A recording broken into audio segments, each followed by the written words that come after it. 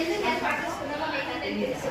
Already మీకు ఒక వారం రోజుల ముందుగానే పిల్లల దగ్గర మీకు చెప్పిస్తూనే ఉన్నాం. మన పిల్లలందరూ మీకు తల్లిదండ్రుల కార్డ్స్ మీకు అందరూ కావాలని వాళ్ళే బొమ్మ క్రియేట్ చేసి వాళ్ళే మీకు ఇచ్చారు. మేము సైన్ చేస్తున్నాము.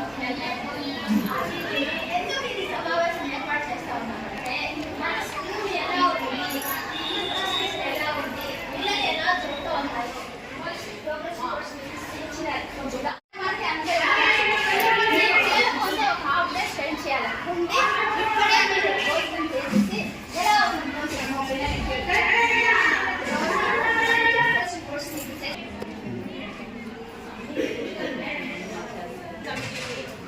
పిల్లలకి విద్యార్థుల తల్లిదండ్రులకు నమస్కారం. మనం ఇప్పుడు కలవడము మూడవసారి.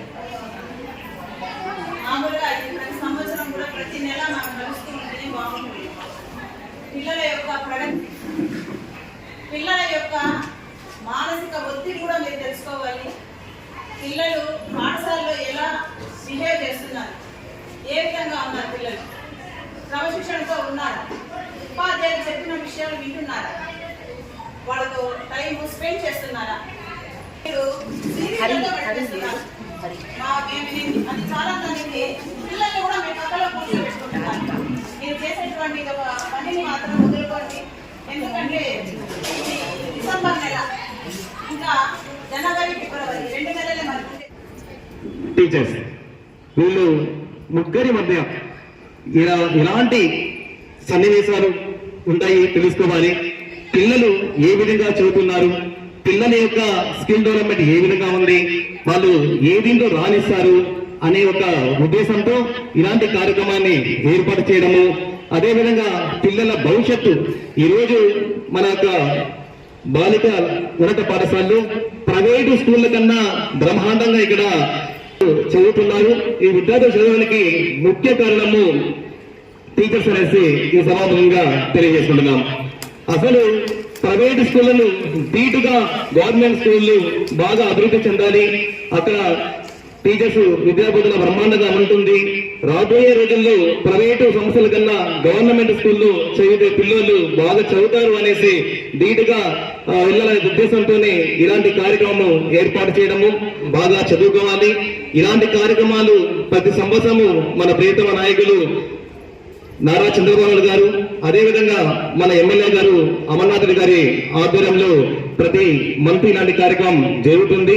అదేవిధంగా మీకు ఏదైతే చెప్పారో మన నారా చంద్రబాబు నాయుడు గారు, తల్లికి వందనం పథకం కింద ఎవరైతే పిల్లల్ని ఎంతమంది చదువుతున్నారో ఆ పిల్లవాళ్ళకు కూడా త్వరలోనే అమౌంట్ ఇస్తారనేసి కూడా 15,000 రూపాయలు ఇస్తారనేసి కూడా ఈ యొక్క సభాముఖంగా తెలియజేసుకుంటూ ఈ అవకాశంతో ఈరోజు విద్యా రంగంలో సమూల మార్పులు తెచ్చినటువంటి మన విద్యాశాఖ మంత్రి నారా లోకేష్ బాబు గారు కానీ, ఇక్కడ పలమనేరు శాసనసభ్యులు పెద్దలు గౌరవనీయులు అమర్నాథ్ రెడ్డి గారు కానీ ఈరోజు రాష్ట్రం మొత్తము mega PTM parents teachers meeting.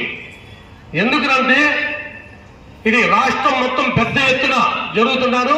ఈ కార్యక్రమాన్ని పలమనేరు ఎంతో చరిత్ర ఉన్నటువంటి బాలికల జిల్లా పరిషత్ ఉన్నత పాఠశాలలో ఈ కార్యక్రమాన్ని కూడా మనం వాళ్ళపైన కంటగని వాళ్ళకి క్రమశిక్షణ, పరిశుభ్రత, ఏం చదువుతున్నారు, ఆ రోజు లెసన్స్ ఆ రోజు చదివితేనే మనం ఏ రోజైతే ఈ రోజు వంట ఈ రోజు తినేస్తేనే ఆరోగ్యంగా ఉంటుంది, రుచిగా ఉంటుంది. ఆ పొద్దునకైతే ఎట్లుంటే శ్రద్ధ అవుతుంది. చదువు కూడా అంతే.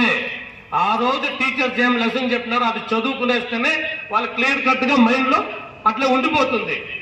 ఆ విధంగా మనం కూడా విద్యార్థులు తండ్రులు కూడా ఏమనంటే, మనం పొలంలో ఒక వరేసేస్తే మన పోయి కోసుకునేకపోతే అది పంట రాదు. దానికి మనం చేయాల్సిన సఫలాలు అన్ని చేయాలా, కలుపు చేయాలా, దానికి సంబంధించింది ఏదేదైతే ఉంటుందో ఏదైనా పురుగు నివారణ అదంతా చేస్తేనే మంచి దిగుబడి వస్తుంది. పిల్లల విషయంలో కూడా అంతే. మన స్కూల్కి పంపించిన తర్వాత వాళ్ళన్నీ మనం కరెక్ట్ గా చేసుకుంటే రేపు మంచి భవిష్యత్తు ఎక్కడుంటే వాళ్ళు ఎంతో మంచి రేపు ఉన్నత శిఖరాలకు ఎదుగుతారు. దాంట్లో ఉపాధ్యాయులతో పాటు మీరు కూడా చర్యలు తీసుకోవాలని ఈ మెగా ఈవెంట్ ఎందుకు పెట్టినారంటే, రాష్ట్రంలో మనకు ఒక అనుసంధానం రావాలా. పిల్లలకి, ఉపాధ్యాయులకి, తల్లిదండ్రులకి మనం అందరూ కలిస్తేనే వాళ్ళ భవిష్యత్తు బంగారు భవిష్యత్తు అవుతుంది. అటువంటి ఈ మీటింగ్ పెట్టిన ప్రతి ఒక్కరికి, ప్రభుత్వానికి, అందరికీ, ఉపాధ్యాయుల ప్రతి ఒక్కరికి పేరు తెలియజేసుకుంటూ ప్రతి ఒక్కరూ పిల్లలపైన ప్రత్యేక శ్రద్ధ వహిస్తారని మీకు అందరికి చేతులు జోడించి తెలియజేసుకుంటూ చంద్రబాబు నాయుడు ముఖ్యమంత్రి గారు, అలాగే మన విద్యాశాఖ మంత్రి నారా లోకేష్ గారు ఒక వినూత్నమైన కార్యక్రమం, అంటే మన ప్రభుత్వం వచ్చిన తర్వాత విద్యా వ్యవస్థను బలోపేతం చేసే విధంగా ఈరోజు మెగా పేరెంట్ టీచర్స్ ప్రోగ్రామ్,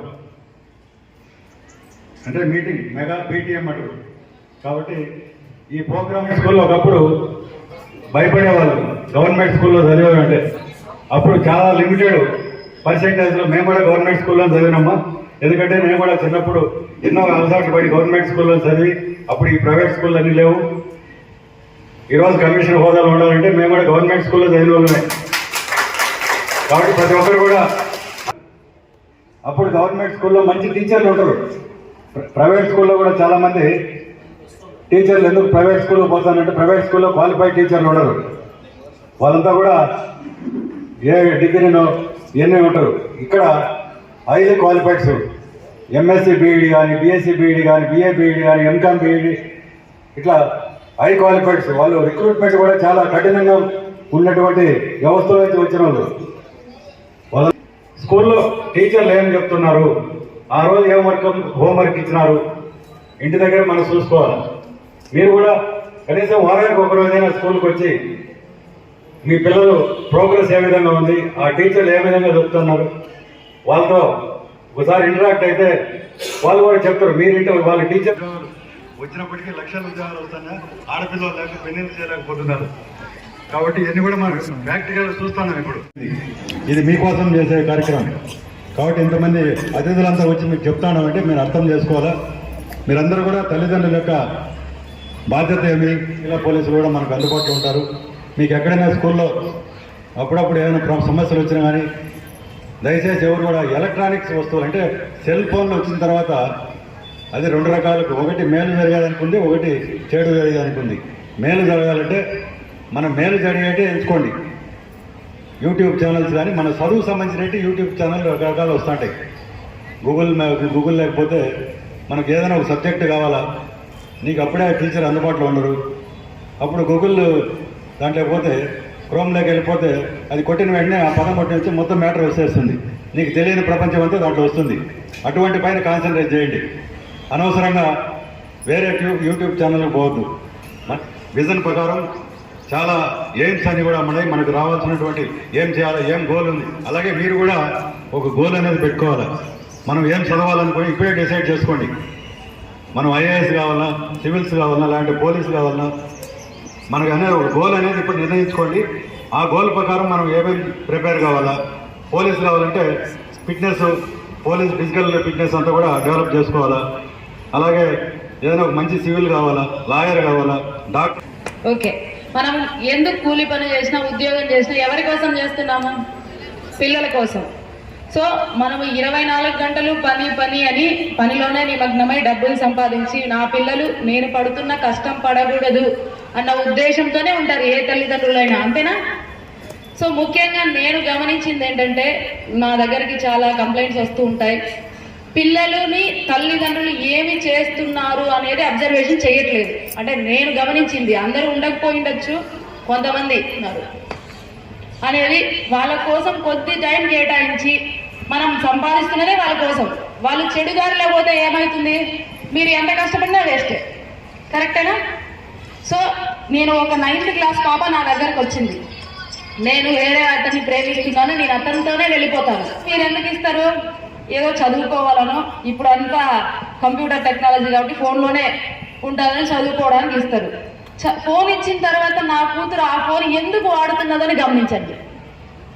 నేను అనేది వాళ్ళని అనుమానించినట్లు కాకుండా ఫోన్లు అందరికీ ఇస్తున్నారు. ఆ పిల్లలు ఏం చేస్తున్నారు?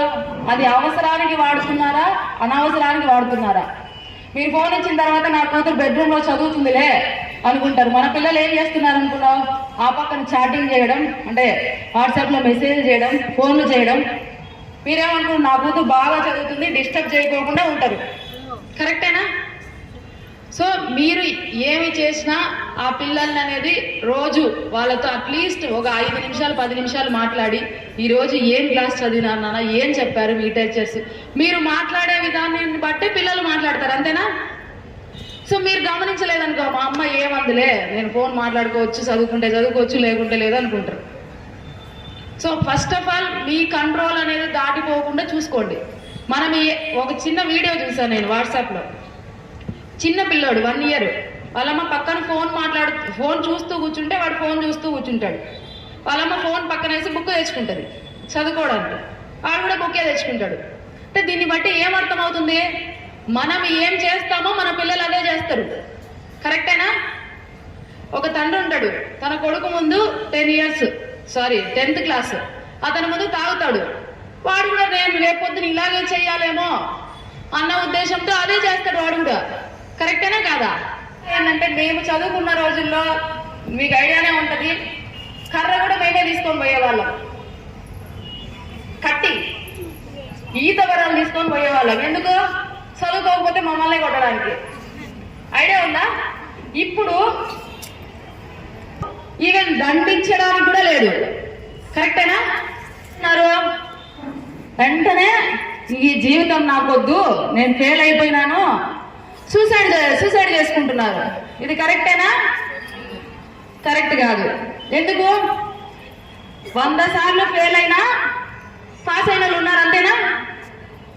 సో మీరు చెప్పడం ఏంటంటే, మనం ఒకసారి ఫెయిల్ అయితే ఫెయిల్ అనేది విజయానికి తొలిమెట్టుగానే భావించాలి. ఓకే, అర్థమవుతుందనా? సో ఫెయిల్ అయినా కూడా అది మళ్ళీ మీరు ఒక స్థానానికి ఫెయిల్ అయిన వాళ్ళు ఎంతమంది ఉద్యోగాలు చేయట్లేదు? కరెక్టేనా? ఎంతమందికి జాబులు రాలేదు? ఫెయిల్ అయినామని మనము క్షణికావేశంలో సూసైడ్ చేసుకోవడం ఇలా చేసినట్లయితే మన జీవితం అందరితో అంతమైపోతుంది, అంతేనా? ఎన్నో జీవులకు లేని అవకాశం మనకిచ్చింది మానవ జన్మకుంది. కరెక్టా కాదా? సో నేను చెప్పడం ఏంటంటే, ఎలాంటి ఆటంకాలు ఎదురైనా మనం గట్టిగా నిలబడి మనం అనుకున్న లక్ష్యాన్ని సాధించాలి. కరెక్టా కదా? సో మీరు ఇప్పటి నుంచే ఏదైనా, ఫర్ ఎగ్జాంపుల్ టీచర్ కానీ, పోలీస్ కానీ, డాక్టర్ కానీ, ఒక లక్ష్యాన్ని మీరు ఏదనుకుంటే ఆ లక్ష్యాన్ని ముందే ఒక ప్రిపేర్ చేసుకొని దాన్ని ఏ విధంగా సాధించాలి అనేది ప్లాన్ వేసుకోవాలా. ఓకేనా?